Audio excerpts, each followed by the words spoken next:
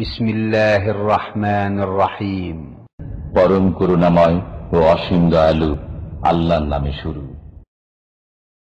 আসসালামু আলা রাসূলিল্লাহ ওয়া আলা আলিহি ওয়া আসহাবিহি ওয়া মান তাবি'আহুম বিইহসান ইলা ইয়াউমিদ্দিন, আম্মা বা'দ। সেটা হলো যে বেদাতের মধ্যে আমরা প্রধানত দেখতে পাচ্ছি দুইটা পার্ট আছে, দুইটা ভাগ আছে।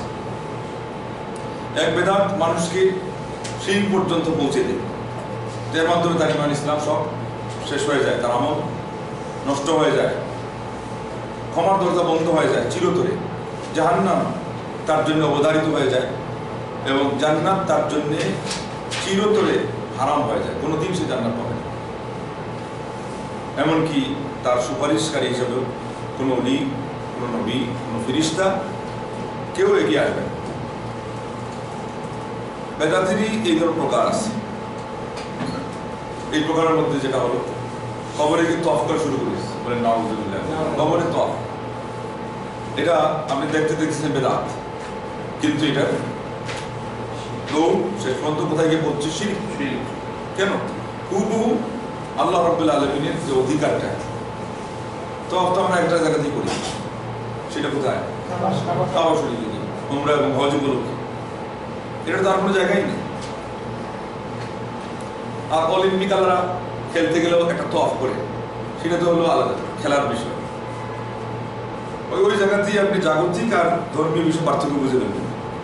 অলিম্পিক খেলার একটা তওয়াফ আছে এখন, এবং ওইটাও বাম দিকে ঘুরে।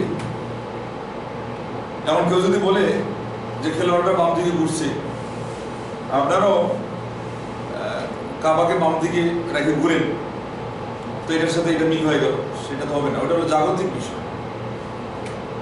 এবং এখানে যে আপনারা শিরিক বলেন, আমরা কবর তওয়াফ করার কারণে তো অলিম্পিক খেলোয়াড় যারা আছে এদের সবাইকে শিরিক বলে, ঠিক আছে না?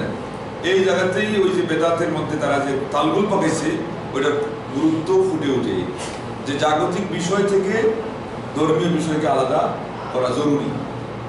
ওখানে কোনো নিয়তি নেই। অনেকে কাউকে সন্তুষ্ট করার জন্য কারো ঘর তওয়াফ করে, ওদের একটা ব্যায়ামের মতো, খেলার আগে ব্যায়াম করে না, জাস্ট একটা ব্যায়াম, শরীর চর্চা করে তারা। তো ঠিক তদ্রুপ আমাদের আজকাল ইসলামী ব্যক্তিত্বদের মধ্যে অনেকে তালগুল পাকায় ফেলছে, বলছেন যে মসজিদ আজকে আপনারা পাকা করছেন, আগে পাকা ছিল না। আল্লাহর নবী সাল্লাল্লাহু আলাইহি ওয়াসাল্লামের যুগে ঘোড়ার উপর আরোহণ করে, উটের উপর আরোহণ করে সাহাবাগণ নবী সাল্লাল্লাহু আলাইহি ওয়াসাল্লাম সহ হজ করেন, হজ করলে হজ, যুদ্ধ করলে যুদ্ধ, উমরা করলে উমরা, সবই তো করছেন। আপনারা কেন আজকে উঠার ঘোড়া বাদ দিয়ে গাড়ির উপরে চড়েন? ওনারা বলতে চান যে এটা নাকি বেদাত। চিন্তা করে দেখুন, অথচ আপনি হালাল টাকা দিয়ে গাড়ি কিনলেন, আল্লাহ পাক আপনাকে সামর্থ্য দিয়েছেন, এমন অবস্থায় এই তো মানানসই কথা। বরং আপনি যদি গাড়ি না কিনেন আর আপনার ড্রাইভ করারও যোগ্যতা আছে, সৎ সাহসিকতা নিয়ে আপনি সেটা না করেন, এটার কারণে অনেক ক্ষয়ক্ষতি হয়, দিনের কাজেও আপনি আগাইতে পারেন না। গাড়ি থাকলে আপনি মাসে কমপক্ষে একটা উমরা করতে পারতেন, এবং সেটাও পারছেন না। এটা বরং আপনাকে আরো দোষারোপ করা হবে ইসলামের পক্ষ থেকে, এটা তুমি কারো করলা না। তাই কি বোঝা গেল? যেখানে ইসলামের পক্ষ থেকে দোষারোপ করা হবে, সেটা কি কোনো একটা ভালো কাজ থেকে পিছিয়ে থাকার জন্য দোষারোপ করা, আর খারাপ কাজ থেকে পিছিয়ে একটা খারাপ কাজ করার কারণে কি দোষারোপ করা হয়? অথবা একটা ভালো কাজ, আপনার খারাপ কাজ না করার কারণে আর একটা ভালো কাজ করার কারণে দোষারোপ করা হয়? অবশ্যই কারণ। তাই বোঝা গেল এই গাড়িটা তার জন্য খারাপ নয়। কিভাবে আপনি এটাকে বেদাতে পরিণত হলেন? এটা হলো জাগতিক বিষয়। আমরা সুরলগ্নে থেকে, জন্ম নেওয়া থেকে এই পর্যন্ত আমাদের সাথে সম্পৃক্ত জিনিস আছে জাগতিক, এগুলোর সাথে বেদাতের কোনো সম্পর্ক নাই। এর সম্পর্ক হলো হালাল না হারাম, হালাল কিংবা হারাম। তারা দেখছে দলিল প্রমাণ দিয়ে তাদের কথাগুলোকে বেদাত থেকে সরাই এনে আনতে পারে না, তখন একটা ইস্যু বের করছে যে আপনারাও তো ওই নতুন নতুন কিছু করেন, আমরাও নতুন নতুন কিছু করি। তো ওই নতুনটা কোন নতুন আর এটা কোন নতুন, এই পার্থক্যটা না করার কারণে আজকে এই সমস্যা দেখা দিয়েছে। তো যাই হোক, তওয়াফটা হলো ইবাদত, হুবহু এটা ইবাদত। আমরা হজ এবং উমরা উপলক্ষে করি, আর এই ইবাদতটাই কেউ যদি মক্কাতেই গিয়ে করে, কিন্তু আল্লাহর নবী সাল্লাল্লাহু আলাইহি ওয়াসাল্লামকে সন্তুষ্ট করার জন্য, কি হবে? ইবাদত হবে না শিরক হবে? তাইলে শিরক এতই কঠিন জিনিস। আর বাস্তবে তারা আল্লাহর নবী সাল্লাল্লাহু আলাইহি ওয়াসাল্লাম বেশি শ্রদ্ধা করে, তারা কাবাতে তওয়াফ করতেছে, কিন্তু সাহায্য চাচ্ছে আল্লাহর নবীর কাছে, গিয়ে দেন ইয়া রাসূলুল্লাহ ডাকতেছে, আবার কখনো কখনো আব্দুল কাদের জিলানীকে ডাকতেছে। আসছে মক্কায়, মনের যুগ বাগদাদে, কারো মদিনায়। তাহলে বেদাত, মৌখিক বেদাত ডাকাটা আল্লাহ নবী সাল্লাল্লাহু আলাইহি ওয়াসাল্লাম কোনোদিন আল্লাহ সাল্লাল্লাহু তারা কাউকে ডাকেন নাই। এমন আপনি শুনতেছেন নবীর ডাক, শুনতেছেন আব্দুল কাদের জিলানীর ডাক, প্রথমত তাকে তো বেদাতই বলবেন যে নতুন। কিন্তু এই জিনিসটার ভয়াবহতা কোথায় গেল? শিরিক পর্যন্ত। সেজন্য আরেকটা উদাহরণ হলো, কবরবাসীকে কেউ যদি সরাসরি আহ্বান করে সাহায্য চায়, এটা বেদাত থাকে না। এটা তার পরিচিতির দিক থেকে একটা দিক হলো বেদাতের, যেহেতু নতুন, কিন্তু তার ভয়াবহতার দিক থেকে সে হলো শিরিকের। কেননা সেটা আল্লাহ রাব্বুল আলামিনের শুধু তার পাওনা যেটা, সেটা সে দিয়ে দিয়েছে কবরবাসী। দোয়া করাটা কার অধিকার? দোয়া পাওয়াটা করবো তো বান্দারা, পাইবে কে দোয়া? আস্তাগফিরুল্লাহ। দোয়াটা পাবে কে? দোয়া আমরা আমাদের দোয়ার কথা বলতেছি, শিরিকের দোয়ার এখন প্রশ্ন। নামাজ পাবে কে? তাহলে এখন কর্ম শেষ করে দিলেন, ওইটা বলার পরে না আপনি শিরিক সাব্যস্ত করবেন। তাহলে দোয়াটা পাওনা আল্লাহ, ওইটা কবরবাসীকে দিল কেন? সেদিনও শিরিক। যেই জিনিসটাই আল্লাহর পাওনা, ওইটাই যদি বান্দাকে দেয় অথবা এক বাক্য অন্য কাউকে দেয়, এটার নাম শিরিক। এই জন্য শিরিকের সংজ্ঞাতে কি বলা হয়েছে? সরফু শাইইন মিন আনওয়াইল ইবাদাতি লিগাইরিল্লাহ। যে আল্লাহর জন্য ইবাদত হওয়ার কথা, সেই ইবাদতের সামান্যতম কোনো জিনিস যদি আল্লাহ ছাড়া অন্য কারোর জন্য নিবেদন হয়, ওটার নাম শিরিক। তাইলে 10 রাকাত নামাজ পড়া শর্ত না শিরিক হতে গেলে। 100 বার বাগদাদে গিয়ে আব্দুল কাদের জিলানীর কবরে সেজদা দেওয়া শর্ত না শিরিক হতে গেলে। 40 বার দেশের মানুষ আছেন বলে সিলেটের শাহজাহানের মাজারে গিয়ে মানত দিয়ে আসতে হবে, আর 100 রাকাত নামাজ তার উদ্দেশ্যে তার কবরে পড়তে হবে, এটা কোনো শিরিকের জন্য শর্ত না। একটা সেজদাই যথেষ্ট আল্লাহ ছাড়া কারো জন্য। 1 পয়সা মানত যথেষ্ট আল্লাহ ছাড়া কারো জন্য দিয়ে দেন।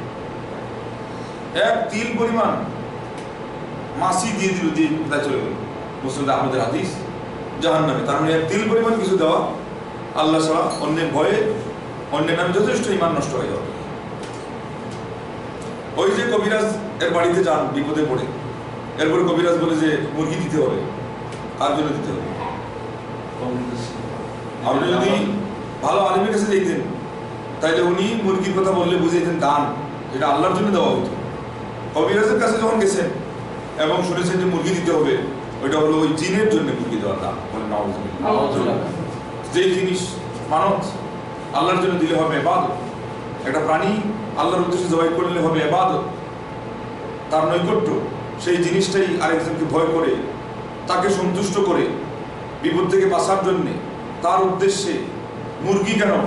একটা মাছি যেটা খাওয়ারও কাজে লাগে না, পান করার কাজেও লাগে না। মুসলিম আহমদের হাদিস আল্লাহর নবী সাল্লাল্লাহু আলাইহি ওয়াসাল্লাম থেকে এসেছে, ওটা দেওয়ার কারণে এমন শিরিক হয়েছে যে দেওয়া মাত্রই তার জন্য জাহান্নাম হাজির হয়ে গেছে, জাহান্নাম অবধারিত হয়ে গেছে। আজকে আপনি মুরগি দিয়ে দিলেন, জামাই বাবুর খাবার। আমাদের দেশের জামাই বাবুর খাবার হলো মুরগি, এটা পালা মুরগি, ফার্মের মুরগি না। সেটা দিয়ে দিলেন আপনি গায়রুল্লাহর নামে। শিরিক হইতে বাদ আছে? আর কিছু দেরি আছে? আর কিছু দেরি? কিসের অপেক্ষায় এরপরে থাকেন? সেটা দিবেন, এরপরে শিরিক হবে। এই জন্যই যে শিরিক জানা নাই, যে কোনো জিনিস সেটা আল্লাহর অধিকার, সেটা সরিষার দানা পরিমাণ যদি আল্লাহ ছাড়া অন্যের নামে নিবেদন করা হয়, ওদের নাম হলো শিরক। আজকে আমাদের সমাজের লোকজন এটাও বুঝে না, শ্বশুর আব্বার পায়ে পড়ে সালাম দেওয়া এটা কি পরিমাণ অন্যায়। বলে যে শাশুড়িকে যদি বিদেশ থেকে গিয়ে পায়ে পড়ে ওই পুরাতন রীতি অনুযায়ী সালাম না দিই, তো শাশুড়ি তো এমন অভিমান করবে। আমি বললাম খাবার দাবার দিবে তো আবার, তাইলে সমস্যা নাই। বলে না, এরপরে মন খারাপ থাকে। বলে কি এত মন খারাপ দিয়ে চিন্তা আপনার? ইমাম মালিক রাহিমাহুল্লাহ যদি বলেন যে হাতে চুমু দেওয়া ছোটো সেজদা, তাইলে আজকে যদি দেখতেন তারা যে আজকে মুসলিম উম্মাহ তাদের অনুসারীরা দাবি করতেছে আমরা বড় বড় ইমামের অনুসারী, ঝগড়া লাগাই দিয়ে নবীর হাদিস না মানার জন্য আমি অমুক ইমামের অনুসারী, কিন্তু এদিকে শাশুড়ির পায়ে পড়ে নত হয়ে সেজদা দিচ্ছে, হিন্দুদের প্রথম প্রান্তে প্রণিপাত সেটা দিচ্ছে। তাইলে ইমাম মালিকের মতো মানুষ বলেন রাহিমাহুল্লাহ, যিনি ওই হাতে মানে চুমু খাচ্ছে, সেজদাও না, একটু মাথাটা ঝুঁকে সেটা বলছেন আস-সিজদা আস-সাজদাতু সুগরা, তুমি এটা কি বললে? তুমি তো ছোট সেজদা দিয়ে দিলে তার জন্য। তাহলে আজকে পায়ে পড়া আপাত মস্তক লুটিয়ে দিয়ে হুবহু আল্লাহর উদ্দেশ্যে সেজদা করতে যেই কাজ করা হয়, সেটা একজন মানুষের পায়ে যদি দিয়ে দিতে তারা দেখতেন, তারা এই কথা বলতে কি দেরি করতেন যে এটাই হুবহু সেজদা। আর যেটাই সেজদা, এর যে চাক্ষুষ ইবাদত দুনিয়াতে আর নাই। মানবটা আপনি বুঝাইতে কষ্ট লাগবে যে হুজুর এটা কেমনে ইবাদত হলো, কেমনে আল্লাহ ছাড়া অন্যকে দিলে শিরিক হবে। সেজদা বুঝাইতে কষ্ট হয়। সেজদার যে চাক্ষুষ ইবাদত আছে দুনিয়াতে, সেজদাটা বুঝা যেমন সহজ যেটা আল্লাহর ইবাদত, ঠিক কেউ যদি আল্লাহ ছাড়া অন্যকে সেজদা দেয় তো ওই জিনিসটা শিরিক বুঝানো সহজ। এবার বাস্তব প্রমাণ, ঢাকা ইউনিভার্সিটির প্রফেসর মুশাররফ হোসেন সাহেব গেন্ডারিয়াতে আল্লাহর মাজারে গিয়ে সেজদা মারছে। উনি সেজদা দিচ্ছে, অনেক সময় পর্যন্ত সেজদা দিচ্ছে। তার বিবেকও বাধে না, সে ঢাকা ইউনিভার্সিটির শিক্ষক। ওই গন্ডামি লাইন ধরছে, মুড়ি ধরেছে কার, শেষ পর্যন্ত মনে করছে যে ওই অলি আউলিয়াদের দরজা ধরনা না দিলে আল্লাহ পাওয়া যাবে না। গেন্ডারিয়াতে একটা আল্লাহ বাবা আছে, খবর নিয়ে দেখি, সেখানে গিয়ে সেজদা দিচ্ছে। একজন সাধারণ মানুষ জিব্বায় কামড় দিয়ে দাঁড়িয়ে অপেক্ষা করছে যে প্রফেসর এটা বললো কি। তারপরে তাকে জিজ্ঞাসা করলে প্রফেসর তো প্রথমে একটু তরবড় করলো, এরপরে বললো যে এটা আপনি বুঝবেন না, একটু সময়ের ব্যাপার। বলি কি সময়ের ব্যাপার, কত বছর লাগবে বুঝতে আমাকে বলেন। এত যদি কিছু থাকে এখানে, এই মসজিদে নামাজ পড়ে আসলাম আল্লাহর উদ্দেশ্যে, সেটা যদি কিছু না হয় এখানে এসে নামও আল্লাহ বাবা, আর এই আরো সে আজিমে যিনি আসছে সে আল্লাহকে বাদ দিয়ে গেন্ডারিয়াতে এখানে আল্লাহ বাবার ওখানে সেজদা যদি দিতেই হয়, এটা ছাড়া যদি জান্নাত না পাওয়া যায়, খালি আপনি তাহলে জান্নাতে যাবেন কেন, আমাকেও নিয়ে যান। কত সময় লাগে, কত সময় দিতে আমাকে দেন। আসল ঘটনা হলো উনি বুঝে গেছে যে আমি কোন বিপদের কাজ করছি। এটা কোনো সাধারণ সুস্থ বিবেক সম্পন্ন মানুষকে এটা বোঝানোর জিনিস নয়। এটা এমনিই মানুষ জানে সেজদা এত বড় ইবাদত যে এটা শুধু আল্লাহর জন্যই হবে, আল্লাহ ছাড়া অন্যের জন্য এটা হতেই পারে না। কেউ দিতে সে মুশরিক হওয়ার কথা মেনে নিয়েই সেটা কাজ করতে পারে। অন্য কোনো জিনিসে তার কোনো সন্দেহ থাকতে পারে, কোনো দ্বিধা থাকতে পারে, কোনো ফাঁক ফোকর থাকতে পারে, সেজদার মতো একটা ইবাদত সে দিয়ে দিবে আল্লাহ ছাড়া অন্যের জন্য, এটা তো সে নির্ঘাত জেনে বুঝেই দিয়েছে, আর কোনো কিছু নয়। সেজন্য এটা বোঝার জন্য ঢাকা ইউনিভার্সিটির প্রফেসর তো দূরের কথা, ঢাকা ইউনিভার্সিটির বারান্দাতে পা দেওয়ার দরকার নেই। এটা যে মুসলমান একবার পড়েছে লা ইলাহা ইল্লাল্লাহ মুহাম্মাদুর রাসূলুল্লাহ, সেই বুঝে, তার আরবিও জানা দরকার। অথচ আজকে আমাদের সমাজে এগুলো হচ্ছে। এই জন্য কত ধরনের বেদাত আজকে আমাদের সমাজে হচ্ছে, যেগুলো শিরিক পর্যন্ত গড়িয়ে যায়, অথচ আমরা এগুলোকে ধরতেই পারছি না। আমাদেরকে গুলিয়ে খাইয়ে দেওয়া হচ্ছে যে পীর বাবাকে ধরলে আল্লাহকে আমি ধরাই দেবো, তুমি ধরবো আমারে, আমি ধরাই দেবো আল্লাহকে। বলেন নাউযুবিল্লাহ, সহজ খালি মন্ত্রের মতো মানুষকে গুলে খাওয়ায়।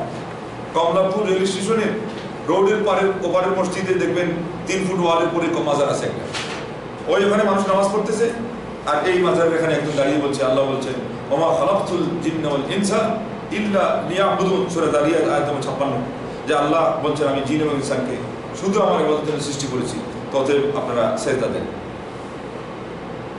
এটা কোন মুসলমান যে এই দেওয়ালের ওপারে সারা জীবন পাত করে দিল মানুষ আল্লাহ পাওয়ার জন্য, পাইল কি না পাইল এখন পর্যন্ত খবর নাই। অথচ ওই আল্লাহর অধিকার সারা জীবন ভর আদায় করে, হাদিসে আসছে কেউ যদি জন্মলগ্ন থেকে মারা যাওয়া পর্যন্ত সেজদায় উঠে থাকে, কিয়ামতের দিন আল্লাহর সামনে দাঁড়ানোর পরে সেইটাকে কম বুঝবে যে আল্লাহ আমি তোমার অধিকার ঠিকমতো আদায় করি না। হ্যাঁ, আর আজকে এই মসজিদ এখানে আল্লাহর উদ্দেশ্যেই সেজদা হয়, এটা সাব্যস্ত হয়ে আছে মসজিদের সূচনা লগ্ন থেকে এবং কিয়ামতের আগ পর্যন্ত সাব্যস্ত হবে। ওই আল্লাহর ইবাদতের যে আয়াতটা, ওই আয়াতটা পড়ে 3 ফুট দেওয়ালের ব্যবধানে এনেই এটা গায়রুল্লাহর জন্য দিয়ে দেয় বাংলার মুসলমান। তাদের কাছে সেজদা সম্পর্কে এবং তাদের কাছে আল্লাহর ইবাদত সম্পর্কে কি পরিমাণ মূর্খতা না থাকলে তারা এই কাজটা করতে পারে। আমাদের মসজিদের মধ্যে, এই মসজিদেই ওয়ান্নাল মাসাজিদা লিল্লাহ ফালা তাদউ মা আল্লাহি আহাদা, যেন আল্লাহ বলেন যে মাসাজিদ শব্দ বলেছেন, উদ্দেশ্য ইবাদত, উদ্দেশ্য নামাজ। কিন্তু মাসাজিদ শব্দটা চিন্তা করলে আপনি বুঝতে পারেন এখানে 3টা অক্ষর আছে, সিন, জিম, এরপরে দাল। আর সেজদাতে কি আছে? সিন, জিম, দাল। তার মানে এক উদ্দেশ্য হচ্ছে সেজদার জায়গা। মসজিদের বহুবচন মাসাজিদ, সেজদার জায়গা। মসজিদের নামটাই করা হয়েছে সেজদা থেকে। আল্লাহ আল্লাহ, যে এটা শুধুমাত্র সেজদাটা বিশেষ করে এটা আল্লাহ ছাড়া যে কারোর জন্য হবে না, এটা আরো পাকাপোক্ত হয়ে মুসলমান তোমরা বুঝে যাও। অন্য কোনো একটা জিনিস শুধু আল্লাহ ছাড়া কারোর জন্য করলে হবে না, এটা ইবাদত হবে না, ঈমান থাকবে না, শিরক হয়ে যাবে। আজকে যদি একদল চালাকি শুরু করে দেয় আর বলে যে না এখন আর আমরা ওই কদম আলী সাহেব কদমকে সেজদা দিতাম, একটা কদম আলী শাহ আছে না, আর একটা খড়মপুর আছে না, নাকি ওইটাই কদম আলী, হ্যাঁ তাইলে সেজদা দিত। এখন যদি দেখে যে না ওই ওহাবি আলিমেরা ওয়াজ করে মানুষকে বুঝাই লাগছে যে আর সেজদা দেওয়া যাবে না, এখন যদি আরেকজন বাইর করে যে ঠিক আছে পীরের সামনে এসে খালি রুকু দিবা, তো কি এটা এলাও হয়ে যাবে? কি এটা জায়েজ হয়ে যাবে? পীরকে রুকু দিলে রুকু তো এবার, কিন্তু এরপরও আমাদের সমাজে সেজদাই দিচ্ছি, সেজদাই দিয়ে যাচ্ছে, এদের লজ্জা শরম নেই। আর এরপরেও আরো আশ্চর্য বিষয় হলো একদল এই সেজদাটাকেও তারা পার্থক্য করতে পারছে না যে এটা আল্লাহর জন্য ছাড়া অন্য কারোর জন্য দিলে কিভাবে শিরিক হয়। তাই বুঝেন যে ধর্মীয় জ্ঞানের ক্ষেত্রে আমাদের ধন্যতা, আমাদের অভাব কি পরিমাণ। আপনারা কত কথা শুনবেন। তো যাই হোক, এই পীর মুরিদের এই ধারাটা আমাদের লোকজনের যে বিবেক লুপ করে ফেলে তার প্রমাণ দিতে গিয়ে একটা জিনিস বলা হচ্ছে যে একজন সিরিয়াতে একবার দেখছি এক ভণ্ড তার পেট থেকে, এটা তো হলো বেলকিবাজি জানে, পেট থেকে ওই বুন্দি আছে না, বুন্দিয়ার মতো করে বার করতেছে দানা, একটা লাল, একটা হলুদ, একটা সবুজ, আর খাচ্ছে, মুরিদরা খাচ্ছে, ওটা মন বের করছে ওইভাবে। আর আমাদের সমাজে একজন চিরাগের বৃদ্ধ, উনি বললেন যে আমি সরাসরি খাইছি। বলে কেন খাইলেন? বলে আমাদের কইছে এটা যদি খাও তাহলে আর কোনোদিন তোমার জাহান্নামে যাওয়া লাগবে না, আমি যে জান্নাতে যাবো, যেহেতু আমার শরীর থেকে নির্গত একটা অংশ খাইছো, তো তোমার জান্নাত অবধারিত হয়ে গেলো, এই আশায় হুজুর এটাও খাইছি। বলে নাউযুবিল্লাহ, কোন সমাজে বাস করে না, আর খুব অহংকার করেন, খুবই অহংকার করেন, খুব ভালো অবস্থায় আছে। এগুলো সব মূল কারণ হলো যে আমরা বেদাত জিনিসটা ভালো করে আমরা চিনি, আর এদের লজ্জা হয় না মুসলমানদেরকে দিয়ে শিরিক পর্যন্ত করায়, ইমান ইসলাম সবকিছু জলাঞ্জলি দিয়ে এদের টাকা পয়সাগুলোকে হাতিয়ে নিয়ে নিয়ে আর এরপরে এসে আমাদের সামনে ঝগড়া করে ওই এই কাগজের গ্লাস নিয়ে কয় এটা নবীর যুগে ছিল না। তো তুমি কি করো? আমরা না হয় বুঝি না, তুমি তো বুঝো, হাসানা চাইয়ে বাঘ করে লেছো, তুমি কি নবীর যুগের গ্লাস দিয়ে খাও না কিনা এখনকার যুগের গ্লাস এটাতে পানি খাও? কয় নবীর যুগে খেজুর গাছের ডাল দিয়ে মসজিদ ছিল, তোমার মসজিদ কি ছিল? অথচ আমাদের কাছে যে এসে তুমি ঠেলাঠেলি করতেছো, আমাদের কাছে যেটা কোনো পার্থক্য করতে কোনো সমস্যাই নেই, দুধের দুধ পানির পানি আমরা আলাদা করতে পারি। আমরা বেদাতের সংজ্ঞা জানি, আমরা বেদাতের ইতিবৃত্ত জানি, আমরা বেদাতের রং জানি, আমরা বেদাতের প্রকার জানি, আমরা বেদাতের ভয়াবহ মার্গ জানি, আমরা বেদাত এর মাধ্যমে মুসলিম উম্মাহ আজকে কোথায় গিয়ে পৌঁছেছে তার মাপ জানি, কাল কিয়ামতের দিন বেদাতের পরিণতি কি আমরা সেটাও জানি, বেদাতের শুরু যে জানে, বেদাতের শেষ যে জানে, বেদাতের মাঝার মাঝে কি হচ্ছে ফিতনা ফাসাদের মাধ্যমে মুসলিম উম্মাহ কি পরিমাণ ক্ষতিগ্রস্ত হচ্ছে তারা জানে। তাদেরকে চাইছে তুমি শিক্ষা দিতে চাও যে না বেদাতের সংজ্ঞা তারা জানে না, তুমি জানে? বলছে যে ক্যামেরা আপনারা রেকর্ড করতেছেন এই ক্যামেরা বেদাত, আমি একবারকে বলে দিয়েছি তাইলে তুমিও বেদাত আমিও বেদাত, আল্লাহরে দোষারোপ করবো না। আল্লাহ এই যুগে আমাদেরকে দিলেন কেন, আর দিয়ে বললেন যে বেদাত করা যাবে না, এই অন্যায় কেন করলেন না? হ্যাঁ, এই অর্থ হলো সৃষ্টিগত বিষয়। ওয়াখলুকু মা লা তা'লামুন, আল্লাহ পাক বলছেন যে আল্লাহ পাক এমন জিনিস সৃষ্টি করবেন যেটা তোমরাই জানো। বুখারী শরীফের হাদিসে আসছে ওয়ায়ুতরাকুল কিলাসু ফালা ইউকাবান্না আলাইহা, এই যে উটগুলো দেখবেন আজকে মরুভূমিতে বিক্ষিপ্ত অবস্থায় পড়ে আছে, ঘাস খাচ্ছে, তাদের বিশেষ কোনো কাজ আর নাই, কারণ তাদের বোঝাটা এখন এসে গেছে কার গায়ে। ওই যে বড় বড় ডাব্বা দেখছে, ট্রেনের ডাব্বা, তারপরে বিমানও তো আজকে ডাব্বা আছে, ওটার উপরে এটার নিচে, তো উট আর কি করবে, হা করে খালি ঘাস খাচ্ছে আর আপনার এই অপেক্ষা করছে যে কুরবানি আসলে আমার তারা একটু সাজাই গুজে ওখানে হুজুন বানাই আমার সবাই করবো আর খাইবো, এই তার কাজ নাই। কেন? নতুন জিনিস এসে গেছে, বিকল্প। এইভাবে আমার থেকে নিয়ে জাগতিক সকল বিষয়গুলো, এগুলো আল্লাহ নিজেই সৃষ্টি করেছেন। এগুলোতে আপনি আল্লাহ রাব্বুল আলামিন যে বিধান রেখেছেন হালালভাবে উপার্জন করছেন কিনা সেটা দেখার কথা। তা না হলে তো আপনার বিয়ে শাদিও বেদাত, আপনার দুনিয়াতে আসাও বেদাত। প্রথম বেদাত করছে আপনার বাবায়, এরপরে তার বাবায়, এরও আগে তার বাবায়, এমনকি নবী মুহাম্মদ পর থেকে যারাই দুনিয়াতে আইছে এই সমস্ত সাহাবাত থেকে নিয়ে, ছোট সাহাবাত থেকে নিয়ে কিয়ামতের আগ পর্যন্ত বেদাতের একটা সারা দুনিয়া ভরপুর। কিসের আবার ইবাদত, কিসের আবার সুন্নাত? এইভাবে কি ইসলামে তো একটা ব্যাখ্যালের একটা ধর্ম নাকি যে যে জিনিস থেকে যে জিনিস পার্থক্য করা সম্ভবই না আমাকে চাপিয়ে দেবো? তাইলে বুঝাই গেলো বেদাত মানিগুলো যেটা আমরা আলোচনা করতেছি। আপনারা ওই যে কদম আলী শ্বাস আসতেছেন আর ওই হরি পাবলিক নাম দিয়ে গুম্বুজে ফাজরার কথা বোঝায়, আপনারা যে মানুষের ইবাদতের নাম দিয়ে যে জিকির করাচ্ছেন, এই জিকির তো আল্লাহ নবী সুসম্পন্ন করেছেন তার পদ্ধতি। এই জিকির এটা ইবাদত, দুরূদ এটা ইবাদত, এবং কোন একটা রাত্রিকে নির্ধারণ করে আপনি মানুষকে আবার আলাদা ইবাদত দিবেন, ওইটা হলো ইবাদতের প্রকরণ, মানে প্রণয়ন করার পদ্ধতি। সেটা শুধুমাত্র ইসলামের নবী দিবেন, আপনি দিতে পারেন, যেমন লাইলাতুল কদরকে দিয়েছেন। কোন একটা দিনকে বিশেষ মর্যাদা দেওয়ার জন্য জুমার দিনকে কে দিয়েছেন? আল্লাহ নবী মুহাম্মদ রাসূলুল্লাহ সাল্লাল্লাহু আলাইহি ওয়াসাল্লাম। এমনকি ওইটা মর্যাদা দেওয়ার পরেও আপনি নিজে এসে এটা কিছু বাড়াবেন বলে, শুক্রবার দিন যেহেতু মর্যাদার দিন, এটা হলো সপ্তাহের রাজা, তো শুক্রবার দিনে আমরা কি করি? প্রত্যেক সপ্তাহে রোজা রাখি। হুবহু নবী নিষেধ করে বলেছেন, দেখো তোমাদের বেদাত, তোমাদের মানে নিজেদের থেকে সংযোজনমূলক কোনো বেদাতের সুযোগ আমার ইসলামে না। আমি যে দিনকে পবিত্র ঘোষণা করেছি, সেই দিনে যে বিশেষ আমল দিয়েছি সেটাই সীমাবদ্ধ থাকবে, কিছু বাড়ানো যাবে না। যেমন শুক্রবারের দিনে সূরা কাহাফ পড়ার আমল দিয়েছি। সূরা কাহাফ পড়লে আপনি দুনিয়ার যেই প্রান্তেই থাকবেন, কাবাঘর থেকে আপনার মাঝখানে যে জায়গাটা আছে সব আলোয় আলোয় ভরপুর হয়ে যাবে। আর আরেক হাদিস বলছে, আগামী শুক্রবার পর্যন্ত আপনাকে আল্লাহ পাক নূর দিয়ে ভরপুর করে রাখবেন, আলোকিত করে রাখবেন। এই তো আমল, আপনি নিজে বাড়াইলে হবে। নবী সাল্লাল্লাহু আলাইহি ওয়াসাল্লাম যদি দুরূদ পড়ার কথা বলেন, সেটাও বেড়ে যাবে। যে বলছেন যে এই দিনে তোমরা আমল করো, বেশি বেশি দুরূদ পড়ো, এটা একটা আমল হয়ে গেল। জুমার নামাজে শুরু থেকে শেষ পর্যন্ত খুতবা থেকে নিয়ে দোয়া কবুলের সময় আমরা এটাকেই একটা ইবাদত করি। আসর থেকে নিয়ে মাগরিব পর্যন্ত দোয়া কবুলের সময় এটাকে আমরা ইবাদত করি, কারণ এটা হাদিস দ্বারা সাব্যস্ত। তাইলে ভূমিটাও দিবেন আল্লাহ আল্লাহ নবী, এই ভূমিতে কি চারা লাগাবেন সেটাও দিবেন আল্লাহ আল্লাহ নবী সাল্লাল্লাহু আলাইহি ওয়াসাল্লাম। আপনি নিজের থেকে ভূমি জবরদখল করলেও এটা ইসলামে গ্রহণযোগ্য হবে না, ইবাদতের ভূমি। আর ওই ভূমিতে দিয়েছেন জমি আল্লাহ নবী, আর আপনি এসে নিজের চারা লাগাবেন, এটার কোনো সুযোগ নাই। সেই জায়গায় আপনি কিভাবে ওই জাগতিক বিষয় আনি ইবাদতের মধ্যে ঢুকাইয়া তালগুল পাকাইয়া এরপরে আপনি বলছেন যে সব সমান হয়ে গেছে। এটার একটা উদাহরণ দিলে সহজে বুঝবেন। দুই মৌলভী সাহেব খাইতে করছে, দুইজনের ক্ষুধা আছে, আর কোনো সময় আছে কিছু মানুষ খায় খুব বেশি, বুঝলেন তো। এখন এক জায়গায় যাওয়া হয়েছে, এখানে খাবার হলো কম, ওরা এক প্লেটে খাবার দিচ্ছে। খাবার দেওয়ার পরে যেই মৌলভী একটু বেশি চালাক, প্রাথমিক পর্যায়ে উনি বলছে, এই যে ওই যে চন্দ্রটা যখন দ্বিখণ্ডিত হয়েছিল তখন কিভাবে হয়েছিল? তো ইনি বলছে এই যে মাঝামাঝিতে একেবারে সমান করে দিন।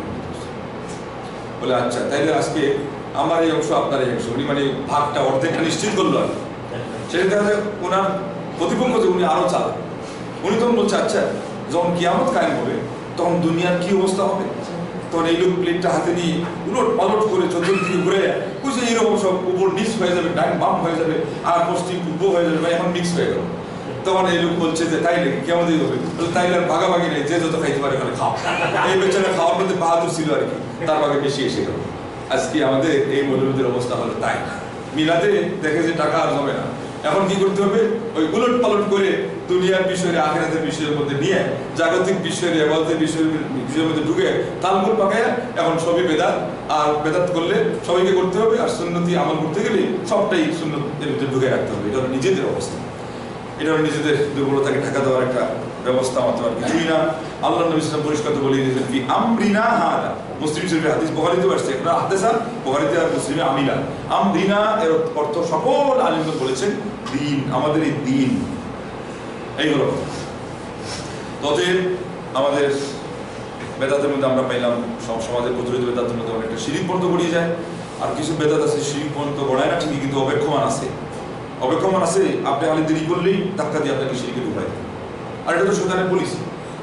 ওই যে শিরিকের ইতিহাস পড়ছেন তো, নূহ নবীর যুগে ওয়াদ, সুয়া, ইয়াগুস, ইয়াউক, নাসর, এই পাঁচজন মারা যাওয়ার পরে শয়তান এসে বললো যে কি করবো, এদের স্মৃতি ধরে রাখ। এই তো প্রতিকৃতি রাখলো, আর কিছু করতে বললো না। এরপরে এই প্রজন্ম শেষ হওয়ার পরে এদেরকে এসে বললো, এদের তোমাদের ঊর্ধ্বতন যারা ছিল এরা তো এদেরকে দিয়ে কিছু একটা করতো। বলে কি করতো? বলে এদেরকে মাধ্যম ধরে আল্লাহকে ডাকতো, আল্লাহর আরাধনা ইবাদত করতো। বলে তাই না? বলে আমাদের কি করতো? তোমরা এই তো শিরিক আসে। এইভাবে বেদাতের পুরা থিমটাই হলো এটা, তার থিওরিটাই হলো এটা।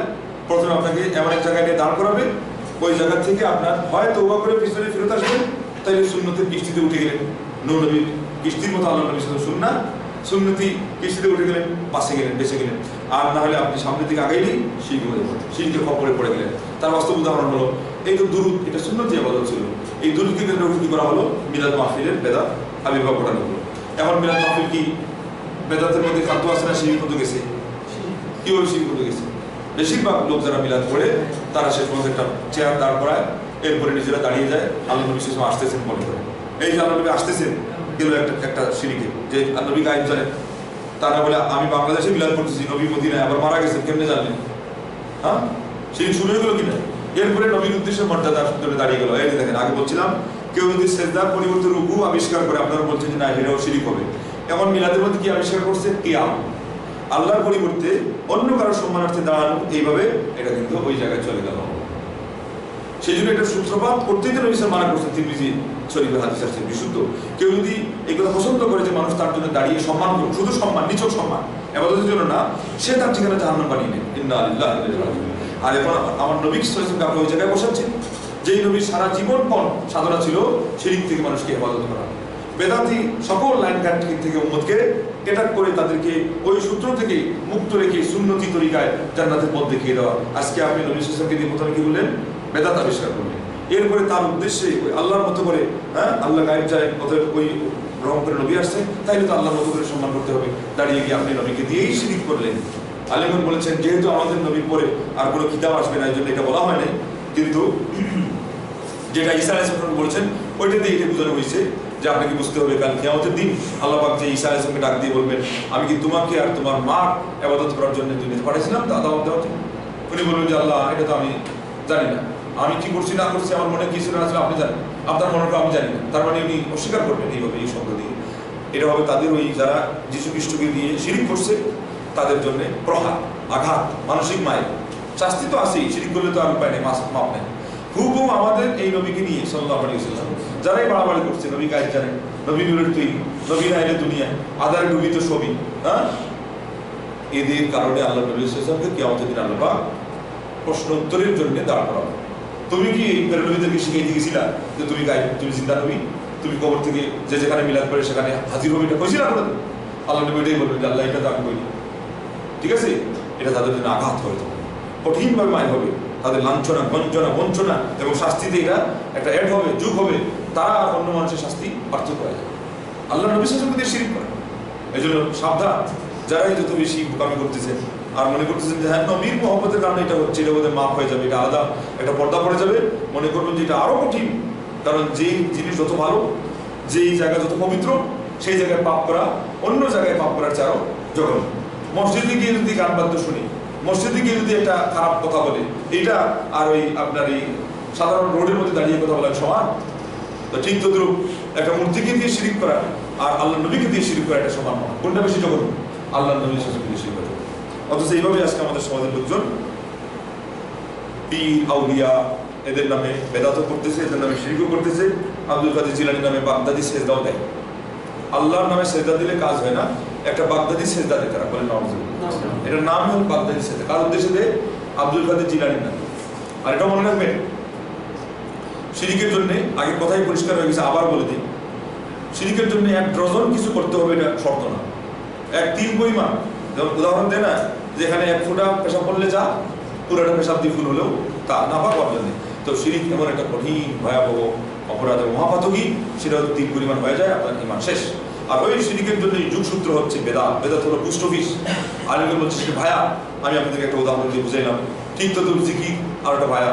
আজকে আমাদের সমাজে জিকির চালু হয়েছে, 3 তাসবিহ 6 তাসবিহ, এগুলো সকালে কেউ, দুপুরে কেউ, সন্ধ্যায়, যে আল্লাহর ইবাদত হবে, বেশি বেশি জিকির হবে। এরপরে এই 3 তাসবিহ কোথায় গেছে জানেন? 3 তাসবিহ 3 নয় 3 ডজন শিরিক বন্ধনে পৌঁছায় গেছে। এখন জিকির করতে গেলে আর খালি জিকির করলে এমনি হবে না, এখন ইল্লাল্লাহ করতে হবে, ইল ইল করতে হবে, হু হু বলতে হবে, তারপরে লা ইলাহা আলাদা করতে হবে, জিক্রে জারি জিক্রে হাফি করতে হবে, একটা আসলে একটা জুড়ি, আর একটা ফাসান ফাজাল জিকির, নাম চিস্তিয়ে সাবিরের তরিকায় জিকির, আর একটা হলো বাম্পায়ের বিদ্যামূলতি ডাইন পায়ের রোগকে ছাপাই ধরতে হবে, শয়তানটা না ঢুকতে পারে।